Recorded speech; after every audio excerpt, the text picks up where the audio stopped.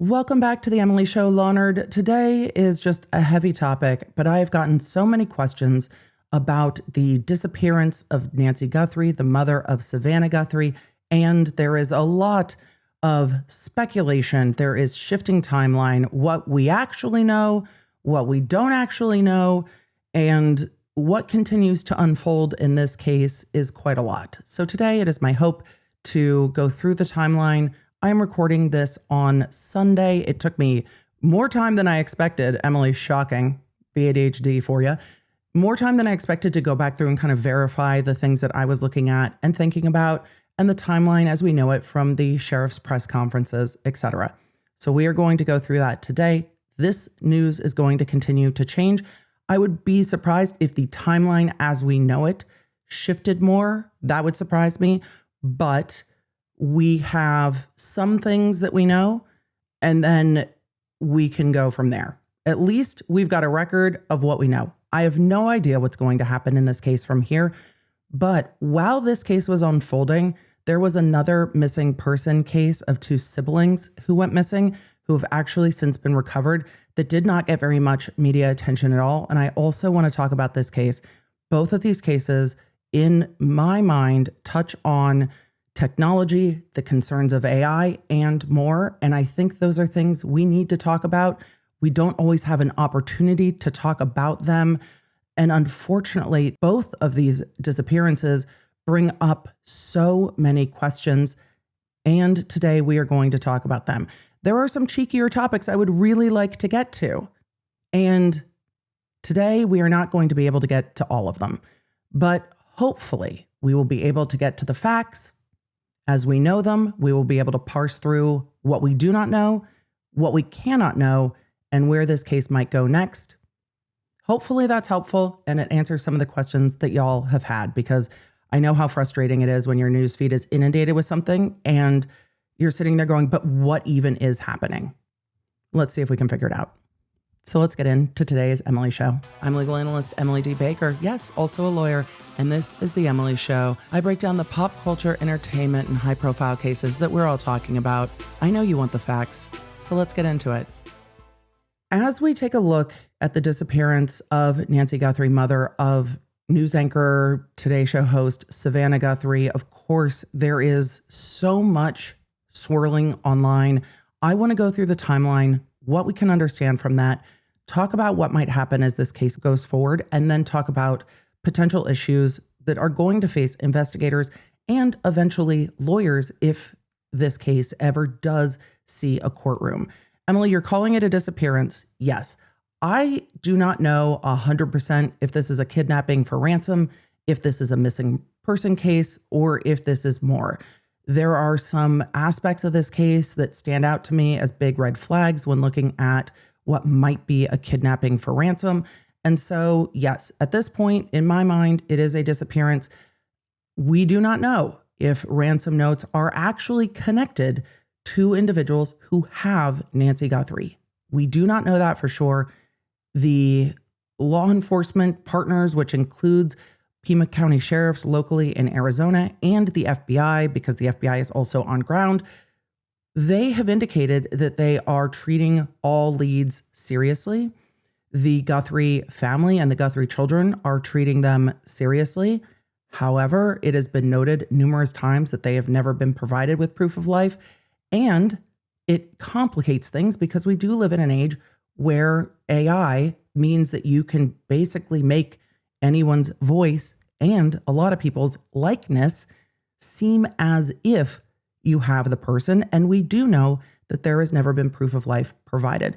So for those reasons, I still think investigators are probably treating this as a disappearance while also running down all leads.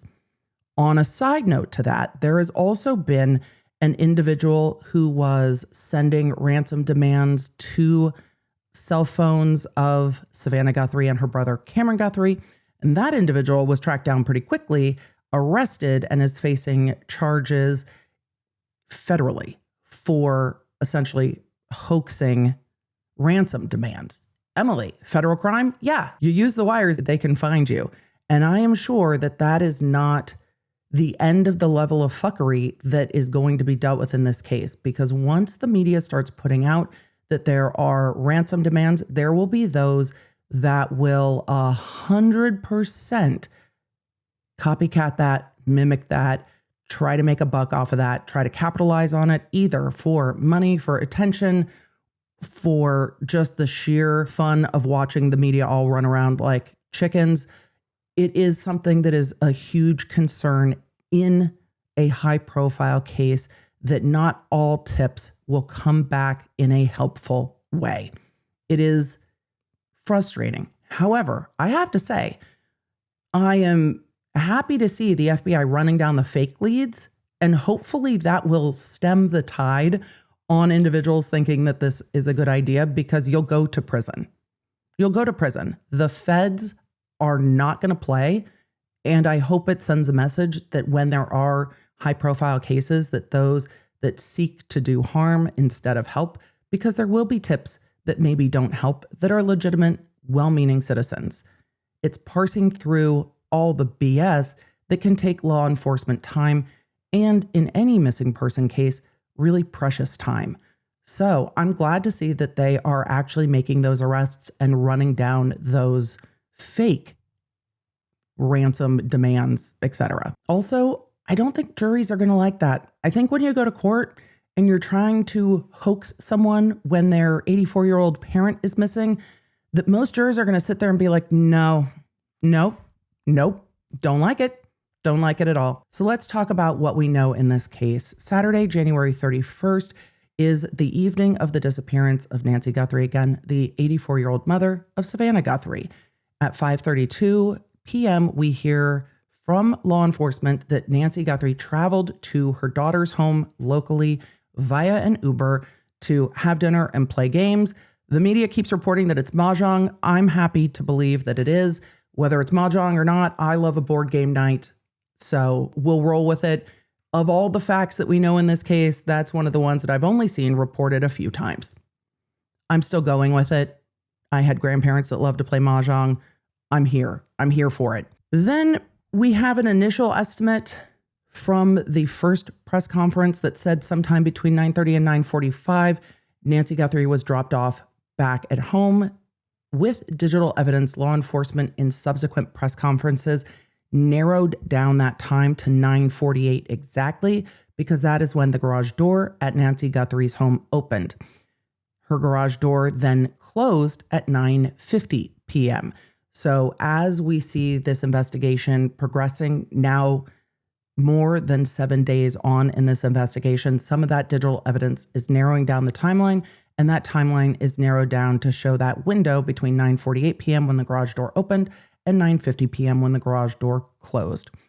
I think for law enforcement, having that piece of evidence is helpful, but then what evidence they have or don't have from any cameras in and around the home is going to be a source of difficulty for law enforcement. So Sunday into the early morning hours of February 1st, what we've learned from law enforcement's press conferences, and all of what I'm telling you, unless I tell you it comes from another source, this is the timeline I have put together through all three of those law enforcement press conferences.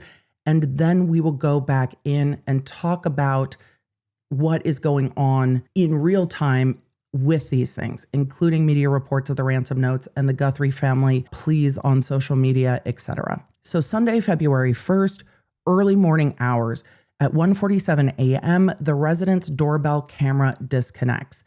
That's going to be a critical thing. We have heard that there was no cloud recording of this. So there was a doorbell camera like a Ring Cam, a Nest Cam. There's a number of companies that have these cameras. But to have cloud recording on them, you generally have to pay a subscription. Law enforcement has made clear that there was no cloud recording subscription in this case, and therefore there is no video from the cameras. They have the notifications about it disconnecting, but they don't have recordings of it. 2:12 a.m., security software on another camera detects a person on the camera, but again, It is a person detected alert with no video because there was no cloud software recording. So you have the person detected alert, and then somewhat critically, you have the 2:28 a.m. kind of technical timestamp that Nancy Guthrie's pacemaker app disconnected from her phone. And we know that when law enforcement eventually gets to the Guthrie home, that her phone, her watch, and other things, her car, her wallet, are left behind in the home, which if you were going to take someone to ATMs and use their ATM card, you would expect to see all of that. Everything being left behind is one of those things that law enforcement is going to want to investigate and has been investigating quite a lot. But the pacemaker app disconnecting means that Nancy Guthrie physically was disconnected and further away from her devices so that that connection was severed. That does not mean her pacemaker stopped. That does not indicate that her pacemaker stopped. But the way that pacemakers communicate back to doctors' offices and whoever's monitoring them is through the phone. The phone is what's connecting. So the pacemaker connects to the phone connects and then sends that information. And what they know is when the physical body of Nancy Guthrie was disconnected from her devices such that her pacemaker app disconnected at 2:28 a.m. Now, at the initial press conference, law enforcement said that around 11 a.m., the family received a call from church. I have a whole lot of questions about this aspect. I don't have answers, unfortunately. I know sitting in the unknown is really difficult.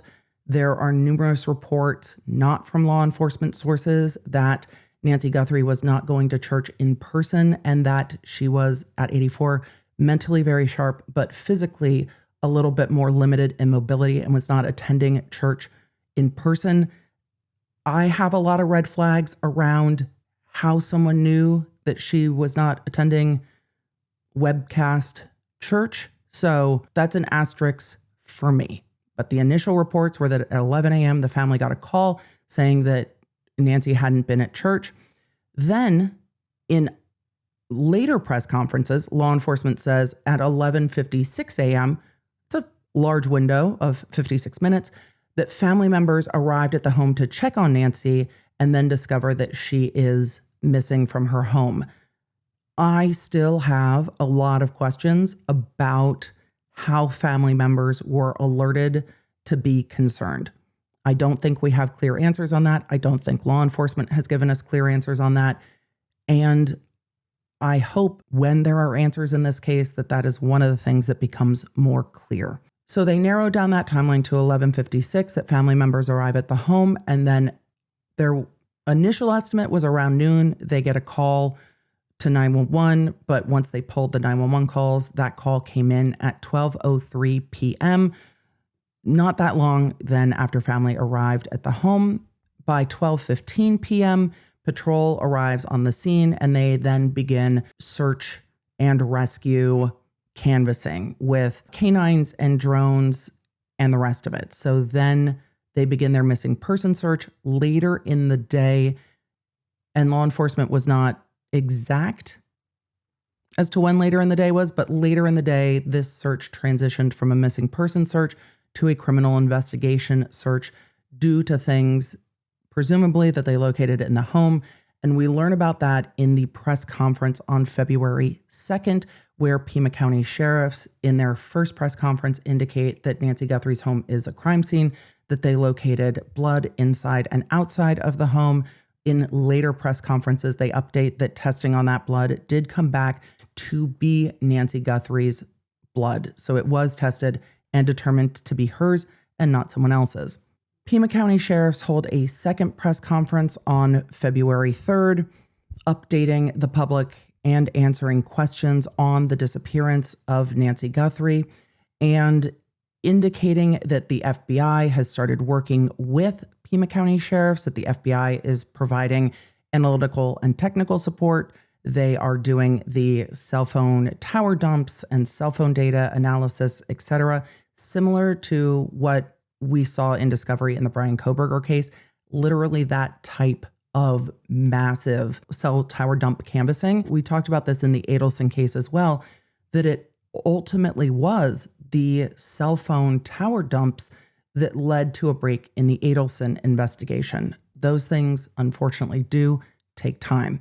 The FBI urgently asked the public if they knew anything to call their tip line and put out their 1-800-CALL FBI relating to this case. In between the first and second press conferences, we started seeing news reporting from several media outlets that they had received ransom notes. There is a first ransom note. There is a fake ransom note or ransom text that somebody is sitting in jail and has been charged with. And then there is a third one, a second one that's being treated as legitimate, and we're not quite there yet in the timeline.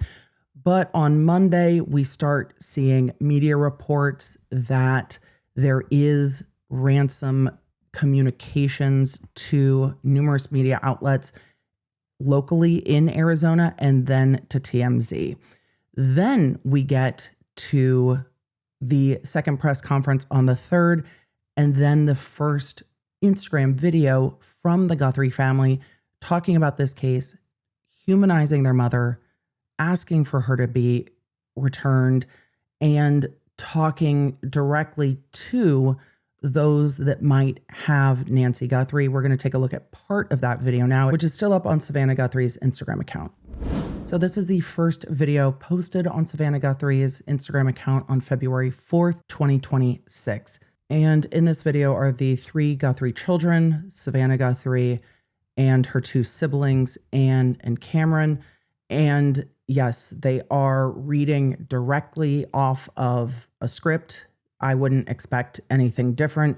First of all, I can't even wrap my head around how horrific this would even be to sit down and try to record a video like this. And second, they will 100% have worked directly with the FBI in deciding if they needed to release a video, what they are going to say in the video, how to respond to this, and working with FBI experts in this area to try to navigate a presumed kidnapping for ransom situation. Because even if the FBI and law enforcement are following other leads, even if they are treating this as a missing person or investigating it in other ways, they are still going directly to the public with responses to those ransom notes. That is either because they think that those ransom notes are absolutely legitimate and that's the person they have, because they want to keep those doors of communication open, or through putting this information out there that they might gather other information that is valuable to them. Either way, this is something that the family would work with them closely on and would be horrific to have to do. So I am sure people online have been critical of the fact that they're reading. That is completely appropriate in a horrendous situation that most don't want to find themselves in. Their demeanor is really going to be the demeanor of those who are incredibly stressed and have not slept.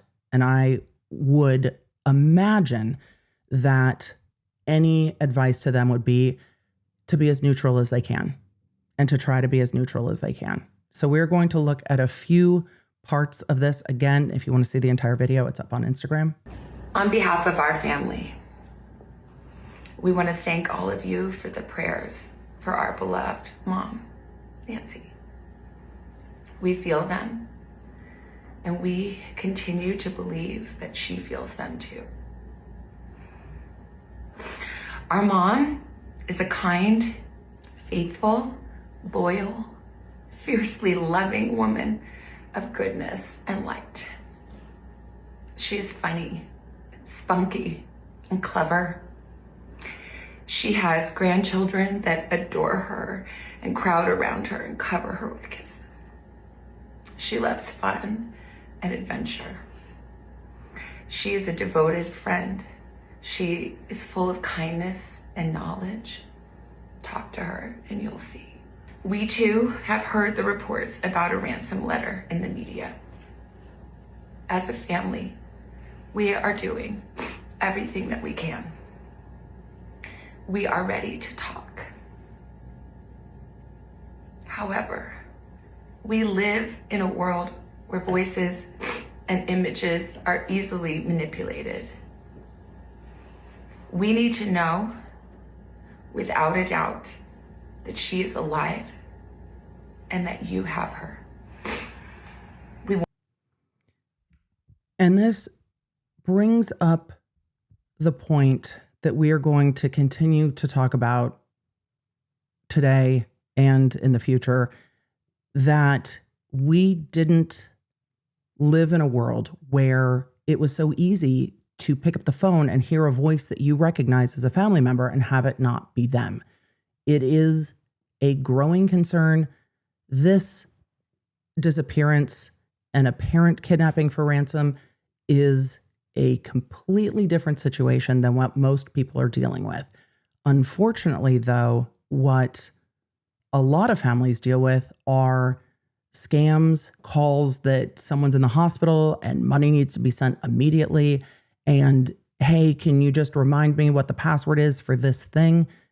Those things continue to grow and are something that most families are going to have to deal with at some point, not just with your parents and your kids, but your family member, your immediate friends, the people who are in your phone the most, the people who would call you if something hit the fan.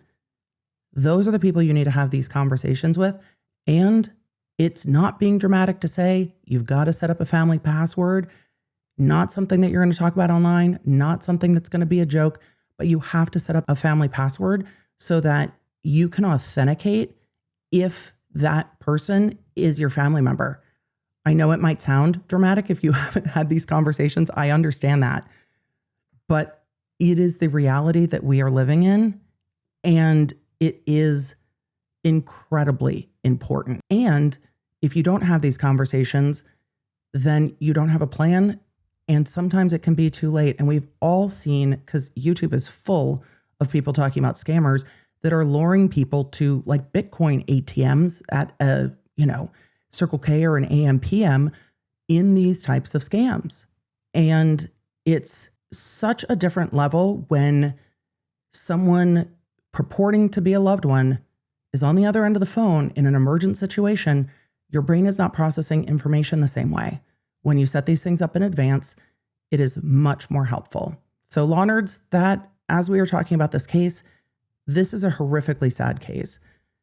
But if any of the conversation around this case can help families have conversations regarding not just online safety, but personal safety, but hopefully it helps families have conversations that maybe they weren't aware that they needed to have, because this is heartbreaking.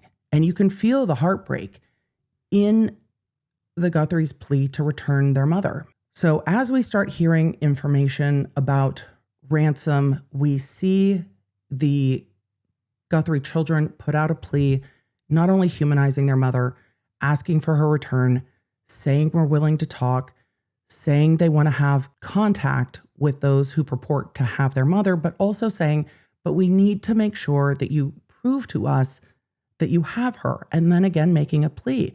She is 84 years old. She needs medication and she has health needs, which is a whole other consideration in this case that just sits oddly, because when somebody is limited in mobility and needing consistent medication, it's a very high liability, high risk, and high stress person to take. There is an aspect of that that is unusual and concerning. Moving forward to February 5th, on Thursday, we see the third press conference from Pima County Sheriffs, and we see the FBI more active in this press conference.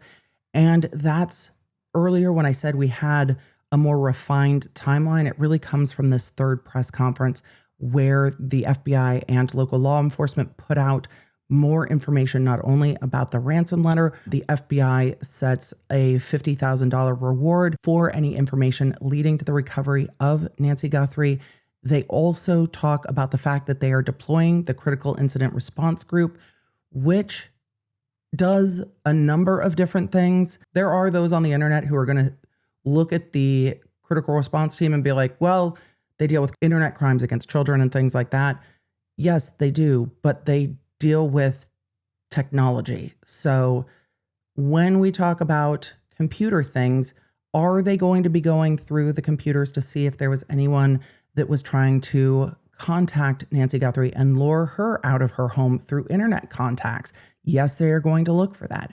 Are they going to look for communications because there were devices left behind? What are they going to be digging through? And this is a team that has the resources and the know-how to do that. They were also involved in the Koberger case. So they do not just deal with internet crimes. Plus, you are looking at multiple media outlets that are getting some form of communication that purports to be ransom notes. And I can only imagine how many that are fake. So I'm not surprised that you have the experts of the experts of the experts of dealing with online. And as we got further into the week with this case, it does seem that a lot of those communications were sent not as an email. Emails are a little easier to trace, but through the online form. Like, hey, send us a note, give us your feedback. We've all seen these forms online. They trace differently than emails do. So we see that the information we are starting to get is not that these came in through emails, but that these were coming in through website forms, which is different to track. But it's also in that February 5th press conference where we are seeing law enforcement finally confirm that there were ransom notes sent to local and national media outlets, and that there was a deadline on Thursday at 5 p.m., and that there was also a deadline set for Monday, which is the day this episode goes live, Monday, February 9th. Now, later into the weekend, another local outlet disclosed the amount in the ransom note and then took it down. But with the internet, the shit's already out of the horse, everybody. So if you put out that amount, all of the other outlets have picked it up. Some are trying to walk it back, but it's everywhere. I imagine that the FBI was not thrilled with that disclosure. And they also disclosed that that was a later in the day deadline for Monday and that the amount of ransom was $6 million, because the thing with the internet is you can't put the shit back in the horse, even if you take it down. That video from a local media outlet has been clipped and shared, and it has been shared through all other outlets, and you can't walk it back. Once information is out there, those that would be scouring the internet to either profit off of this situation, do harm, or continue to cause confusion are going to have that information, whether the initial reporting is taken down or not. It was also at that press conference that we learned that an individual trying to fake a ransom demand was found and taken into custody. After that press conference happened, we also saw another video from the Guthrie family, a much shorter and more direct video. And I don't know if that is because there were additional communications that we don't know about, if that is something that the family wanted to do, if that's something that the FBI wanted them to do, but we will see. Let's take a minute to talk about making life simpler. Today's sponsor, Hungryroot, is one of the things that definitely makes my life easier. Why? Flexibility and consistency. First of all, Hungryroot has you covered, whether you need meals that are easy to prepare for breakfast, lunch, or dinner. And if you just need groceries, you can do that. When I'm getting ready for trial, like we're getting ready for now, I'm gonna have a lot more lunches and easy things to eat while I'm on stream. But sometimes it's going to be dinners that can be prepared in just a few minutes. So whether you are saving time, don't have time to run to the grocery store, or are looking to branch out what you're making for dinner or breakfast or lunch, Hungryroot has you covered, because I know they've definitely had me covered. And most important, it's super easy to tell them what you like and what you don't. So if you ever forget to customize a box, they just pick from the items that you already said, send me more of this.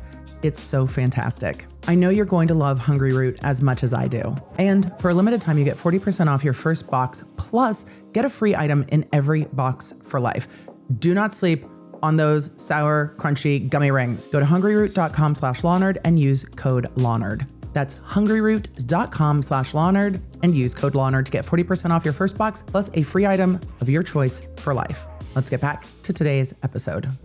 And this video is just Cameron Guthrie speaking directly. And of course, any of these videos are going to have input from the FBI. So I would not be surprised again if there are notes in this video as well. This is Cameron Guthrie. I'm speaking for the Guthrie family. Whoever is out there holding our mother, we want to hear from you. We haven't heard anything directly. We need you to reach out, and we need a way to communicate with you so we can move forward. But first, we have to know that you have our mom. We want to talk to you, and we are waiting for contact. Again, a very direct, a very concise video from the family, again, asking for direct contact, which confirms again that there is no direct contact, and saying we need to know that you actually have our mother, which is an ongoing concern and consideration when the family is asking for more or any confirmation that someone actually does have Nancy Guthrie. Then, late in the day on Friday, February 6th, we hear reports that a new communication is received by local media in Arizona. There were a lot of law enforcement activity going on the 6th, but the 6th, and then Saturday the 7th, and then into Sunday the 8th, there has been a lot of law enforcement activity.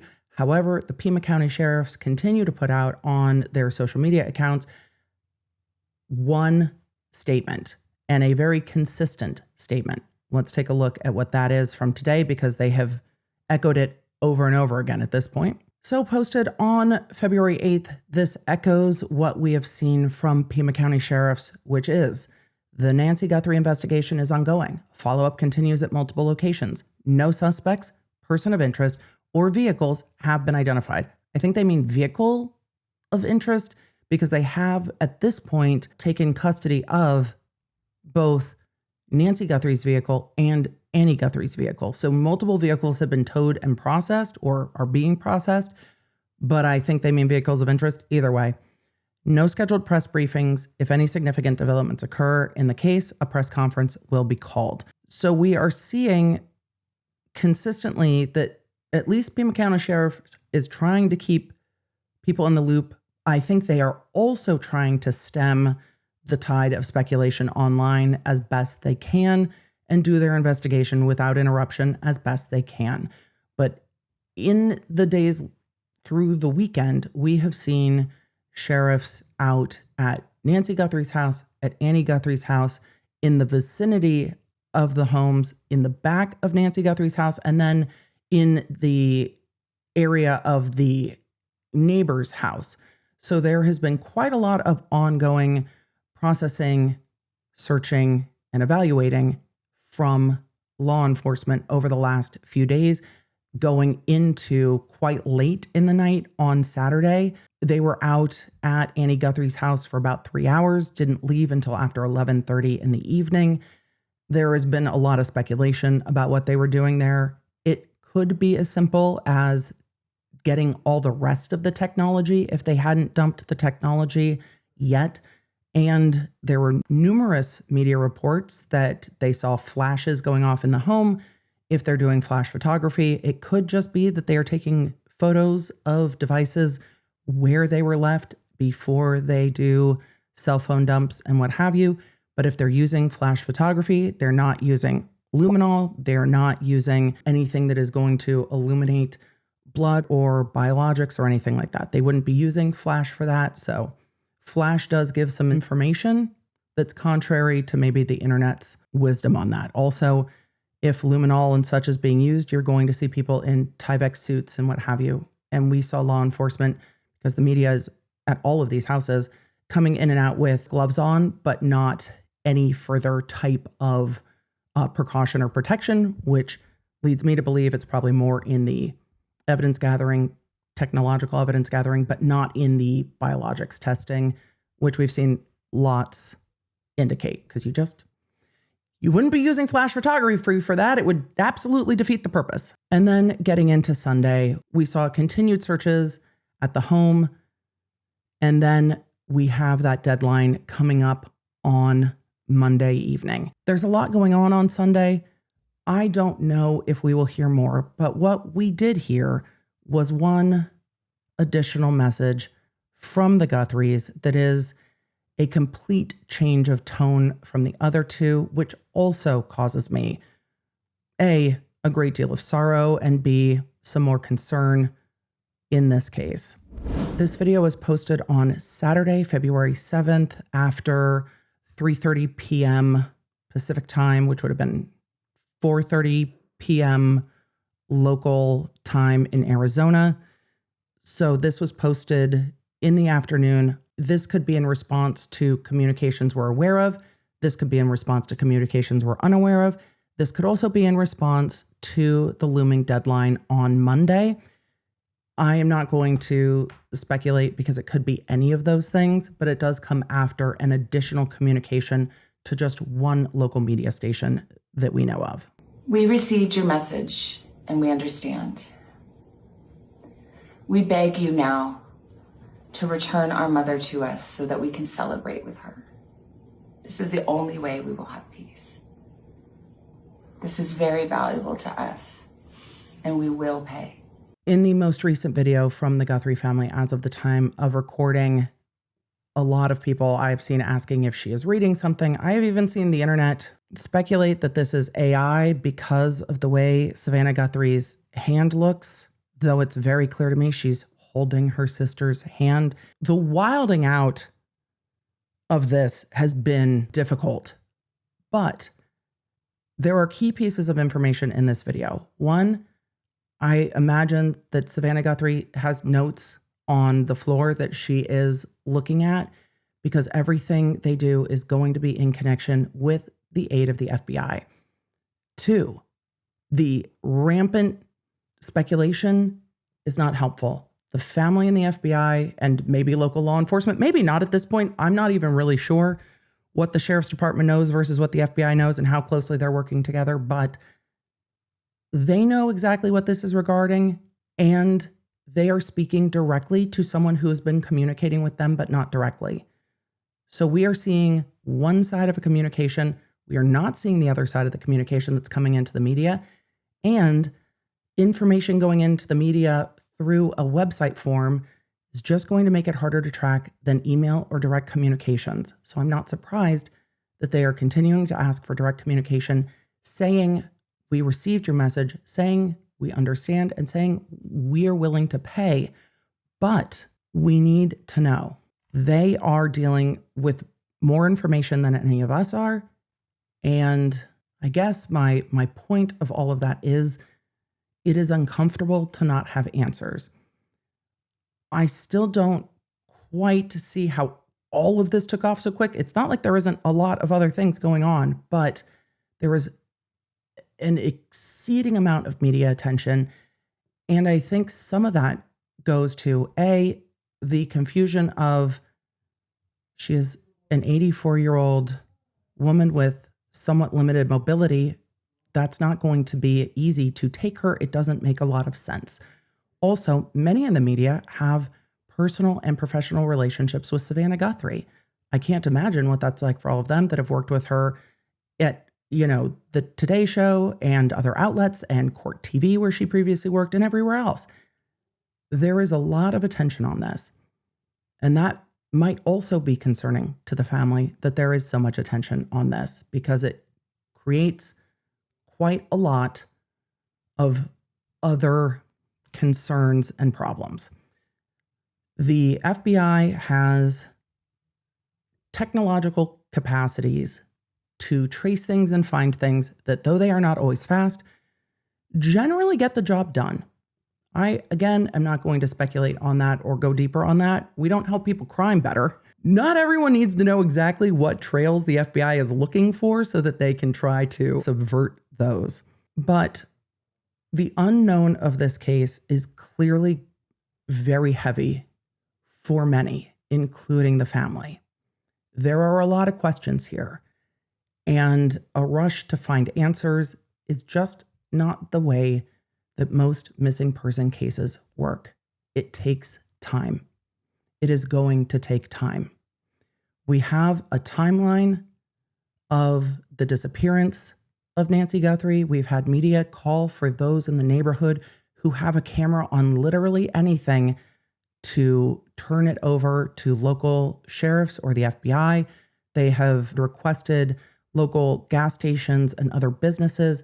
They are going to be doing what they can to canvass for cameras and just try to find more information. And that's really where this case is factually. It's sad. It's heartbreaking. It's time to have a conversation with your family about family safe words and AI and voice duplication and the rest of it. But also, it's unusual to see a high-profile case discussing potential ransom, that being treated as legitimate, and missing person cases, unfortunately, do not all receive this much attention, and we know that time is critical. It's difficult that we are at more than a week since Nancy Guthrie went missing. That concerns me deeply, and I think everyone has a tremendous amount of empathy for what any family would go through. This is just an absolute nightmare for any family. And I imagine families that have had to deal with this without the assistance that the Guthrie family has are probably having deeply complex feelings. The unknown is difficult. And it feels like with this case, everyone has just gotten pulled in. And that's hard too. Because I know there will be some that are just looking for updates. And we are on the outside of this. If we are not in the immediate local area with a camera on the front of our house that we can turn over to law enforcement, there's not much we can do except give space, give grace, and keep an eye on what's happening in this case and others. And speaking of others, we don't know the outcome of the Guthrie case. I don't know when we will, but there is another case that I wanted to bring up that resolved positively at the same time that this was going on last week. And of course, it is one of many.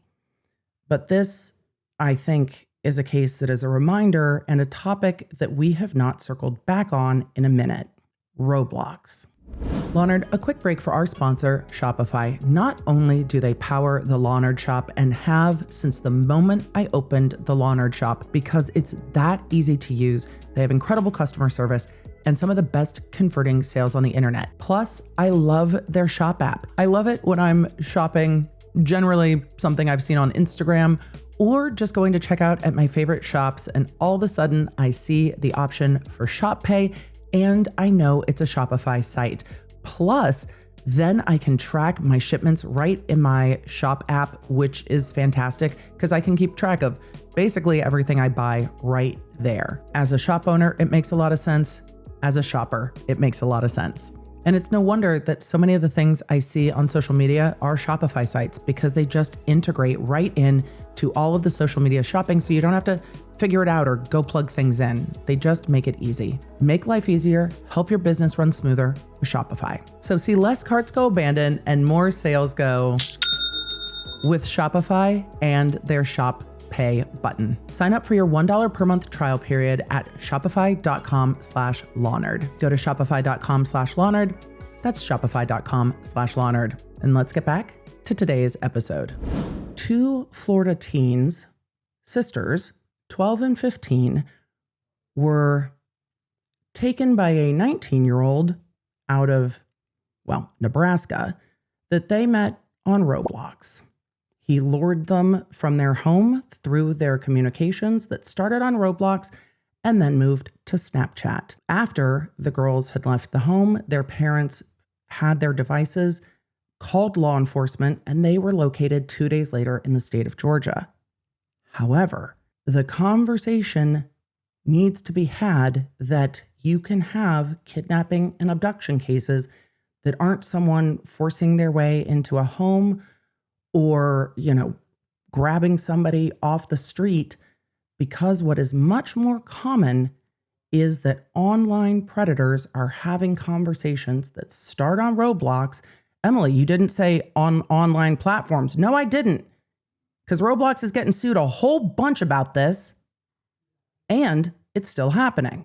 That the conversations start on Roblox and then they move off of Roblox to other platforms like Snapchat and Discord, and the teens leave their homes willingly because they have been groomed by online individuals that pose as friends, that pose as confidants, that pose as close to the same age. And when law enforcement got into their phone, they were very quickly able to identify a suspect because they were able to identify those conversations and who they were talking to. And the parents were highly concerned because they said that there had been some odd gifts that were arriving to the house for their daughters, which, again, is a massive red flag. Emily, how do parents deal with it? It's not easy. It's not easy to disconnect, especially tweens and teens, from those that might feel that this is a friend that they have found online, who they likely think is their age, who they think is a confidant. And as kids build friendships online that they think are genuine, they can be taken advantage of. And it is not easy to be the parent that's like, I'm sorry that all your friends are on Roblox. That's a big no for our household. I'm sorry that you can't have a computer in your room. No, you aren't going to be just talking to whoever on the internet. It's not easy. I understand. I understand that it's not easy. I understand the stress. These parents had clearly seen some concerning red flags based on what they were saying to law enforcement that is quoted from ABC. We're going to take a look at that real quick, and I will link the entire article below. The interview with ABC is quoting the family saying, the family told us that they saw some weird things that were going on involving gifts, specifically food for the most part, showing up to the house, adding it amounted to what authorities believed was, quote, a grooming process that the suspect was doing with these young girls by making them believe that they are friends. The sheriff went on to say that the suspect left Omaha, Nebraska Friday morning, arrived in Florida Saturday morning, and then shows that by Saturday, later in the day, that the two sisters had been reported missing and that local authorities were urgently searching for them. Authorities were able to track the vehicle's route of travel from Nebraska to Florida, and then Georgia State Police were able to pull them over in the state of Georgia. So you've got multiple states involved. They initiated the Amber Alert system, which is one of the things that looks like helped in this case. And then at the press conference discussing the fact that the girls had been recovered safely, the sheriff reiterated concerns over online communication platforms, saying there was no application online that's safe. If you can communicate with someone away from your house in the quiet of your own room, it can be a problem. So parents have to be vigilant. He goes on to say of the suspect, he was passive, but he didn't provide any statements. So we will see. Now, of course, Roblox has offered a statement. The statement given to the media by Roblox Chief Safety Officer Matt Kaufman is, quote, "We are investigating this deeply troubling incident and will fully support law enforcement. Roblox has robust safety policies to protect users that go beyond many other platforms. And advanced safeguards that monitor for harmful content and communications. The problem is that the communications are swiftly moved to other platforms. Your platform is the main point of contact." The statement continues. "We have filters designed to block the sharing of personal information, don't allow user-to-user image or video sharing, and recently rolled out age checks recently." How many lawsuits? Was it 10? Was 10 the tipping point? Because you have like numerous states' attorneys generals suing you, but okay. They recently rolled out age checks globally to limit kids and teens to chatting with others their age by default. Oh, I'm sorry. Tell me that 13-year-olds aren't savvy enough to subvert that system because they think that they are grown. See, the thing about 13-year-olds is they kind of know everything. And they don't know that they don't know everything because they are 13. See, that's the thing about being 13, which is why they need more robust protections. They go on to say that, quote, while no system is perfect, our commitment to safety never ends, and we continue to strengthen protections to keep users safe. Y'all, do not let your kids communicate with people in Roblox if they are going to play Roblox. They won't die. They don't have to play Roblox. They'll be fine. There are other things to play. It goes on to say in a statement to ABC News on Tuesday, a Snap company, Snapchat spokesperson said, quote, our hearts go out to the teens and their families affected by this tragic incident, and we are grateful to the law enforcement professionals who worked tirelessly in the rescue efforts. The exploitation of children is an abhorrent crime, and we are committed to combating it. The company reiterated its cooperation, stating that it works closely with law enforcement to support their investigations, including during this incident, and to prevent such heinous activity on our platform and help bring criminals to justice. I mean, Snapchat was pretty key in the Murdoch case, I will say. It goes on to say, while no single safety feature or policy can eliminate every potential threat online or in the world around us, we continuously adapt our strategies as criminals evolve their tactics. We've built safeguards, launched safety tutorials, partnered with experts, and continue to invest in features and tools that support the safety, privacy, and well-being of all Snapchatters. Snapchat users must be at least 13 years old to create an account. Okay, I understand that you say that. However, most kids can math. They go on to say that younger Snapchat users between ages 13 and 15 do not have access to public profiles. And the website defines them as an introductory experience that allows them to share content more widely on Snapchat if they choose, with thoughtful protections in place. When we are talking about missing person cases, the growing world of missing person cases, unfortunately, in these online cases, is people who are lured by those that they meet online. It is ongoing, it is prevalent, and it is something you have to talk to those in your family about. It is difficult to go against, but all my friends, XYZ, I know. Let your kids be mad at EDB. Just blame me. It's fine. EDB said that what we're not doing is Roblox. Correct. It's difficult to navigate a technological age that we did not grow up in for our kids. And all of these platforms are competing for their attention, not their well-being. The platforms that have kids, have accounts on them, are not advocating for their well-being.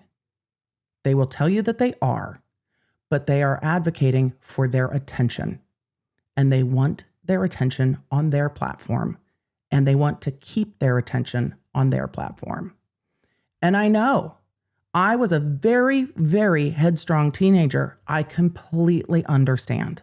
And I think there is a difficult balance between when we teach our kids to navigate online spaces, how we help our kids identify red flags in communications, how we teach our kids to respect themselves so that when others push their boundaries, it is a red flag for them, and to not allow their friends in real life to do that, which will then connect into the online space when they have those communications to try to navigate, the friends that they know online, that they've met in person through in-person things versus those that they have only met online and have never met IRL, and trying to navigate those things. And those things grow and change as they get older. And how you have those conversations grow and change as they get older. And they have to, because kids need to find their own way to navigate the internet. They're going to have to do it their entire life. However, they don't need to do it at 11. They don't need to do it at 12. Though platforms say they should do it at 13. I know a lot of 13-year-olds. I have one. They don't need to be navigating the internet at 13. There are some things yes, some things no. And that's going to vary by kid too. It's just different kids are going to see red flags differently or not at all. So know your kids, talk to your kids, ask them about the stuff that goes down on Roblox. They'll tell you. They'll tell you very clearly the things that they've heard and the things that they know about, and help them identify what those red flags are. Stranger danger isn't just somebody walking up to you in person anymore. It's somebody pretending to be a friend your age online and maybe throwing some Roblox your way and then wanting to have a conversation on Discord because your parents can see what you say here. Who needs those parents looking at our conversations anyway? No, I totally feel you. Those kids at school are dumb. You're so cool. Those kids are mean. I'm your friend. Oh yeah, I'll share the Roblox money with you. Yeah, we can go do this. Right. Hopefully that's helpful or just rage inducing. I'm not sure which. Apologies. We will be talking more about the Roblox lawsuits. I imagine that this kidnapping that just happened over the weekend into the beginning of February, the teens that were recovered February 3rd, I'm sure we will see it in some of the Roblox lawsuits, but hopefully it provides context for a conversation with your kids and a conversation with your loved ones, because unfortunately, it's not something that's going to go away. And if we can open the doors to those conversations, it's always easier when we have context instead of just being like, hey, what's going on? How many times do you ask a 13-year-old what's going on? And the response is nothing. Right. Sometimes those conversations are easier of like, oh my God, I heard this crazy thing that happened in Florida. Have you ever heard of anything like this? Let me tell you how crazy this is. Hopefully that's a helpful introduction to that conversation. And while we don't have resolution in the Guthrie case, I hope that highlighting a case where there was quick and swift resolution indicates that yes, these cases can be resolved positively, and that luring people from their homes is a growing and more common way that we are seeing kidnappings and abductions happening. For what it's worth, Law Nerds, I appreciate having the conversation with you. I feel it. I feel the stress. I do. I feel the stress around the Guthrie case. I've seen it in the questions you've asked and in the DMs. Remember, law enforcement is always going to know more than we do. We have seen that in case after case after case, and most recently in the Tepe case. In the Tepe case, the Columbus chief of police was sharing, no, we don't have any suspects. And then we've seen in unsealed affidavits that they had way more information than they were letting the public know, which is appropriate. There is more known than we know, but waiting is uncomfortable. If you are curious about the Tepe case, I did give my thoughts on it to Impact X Nightline on Hulu. I will put the title and stuff down below if you are a Hulu viewer and want to go take a look at that.